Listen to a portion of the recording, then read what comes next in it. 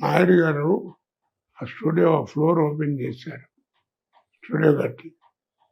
ఆ ఫ్లోర్ నేదురుమిల్లి జనార్దన్ రెడ్డి గారు ముఖ్యమంత్రి, ఆయనతో ఓపెన్ చేయాలని ఆయన ఒక అరగంట 30 గంటలు లేటుగా వచ్చారు. వాళ్ళ చిన్న గొడవ కూడా అయింది మోహన్ బాబు నాకు. ఏదో చెప్పి ఎంటర్టైన్మెంట్ అది పెట్టారు. గోపాలరావు అందరూ ఉన్నారు, అందరూ వచ్చారు. మోహన్ బాబు మాట్లాడుతూ ఇప్పుడు ఓ దుష్టుడు వచ్చి ఎంటర్టైన్ చేస్తాడని ముందన్నాడు.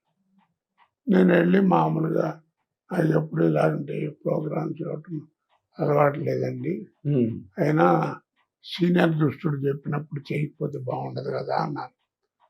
నన్ను దుష్టుడు అంటారు, సారీ చెప్పమంటారు.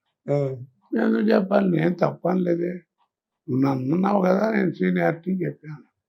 గోపాలరావు వాళ్ళ కోటగారు బేస్ ఆ స్టాండ్ మీద ఉండి ఎవడైనా పెట్టాడు. చిన్న గొడవ కూడా అయింది. సరే ఆ లోపల ఆ టైంలో ఆయన వచ్చాడు ముఖ్యమంత్రి గారు. రాగానే రిబ్బన్ కటింగ్ పెట్టారు. పెట్టగానే అప్పుడు నాయుడు గారు ఒక్క నిమిషం సార్, ఆ కోట అక్కడ ఉన్నాడు, పిలవండి అన్నాడు. వచ్చాను.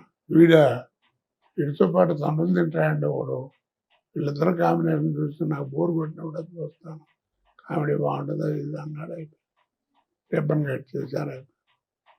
అవును, వాడి గురించి వాడిని ఎందుకు రమ్మన్నారు నేర్చుకుంటే అన్నాడు. అంటే నాయుడు గారు అన్నాడు, ఈ ఫ్లోర్ వీడిదేనండి అన్నాడు. ఈ ఫ్లోర్ వీడిదే అన్నాడు, కోటది. ఫ్లోర్ నాదంటాడు ఏంటంటే అనుకుంటే 32 లక్షల్లో అహనా పెళ్ళి అంటాను ఒక సినిమా తీశానండి. అది రిలీజ్ అయిన తర్వాత నా 32 లక్షలు కాకుండా 1,80,00,000 కలెక్ట్ చేసింది అన్నాడు. ఆ డబ్బుతో కట్టించాను ఫ్లోర్. నిజంగా ఎట్లా మర్చిపోతానండి అది, చాలా గొప్ప విషయం కదండి. మరి ఎవరు ఒప్పుకుంటారు అలాగా? తర్వాత సినిమాల్లో ఆడువారు మాటలు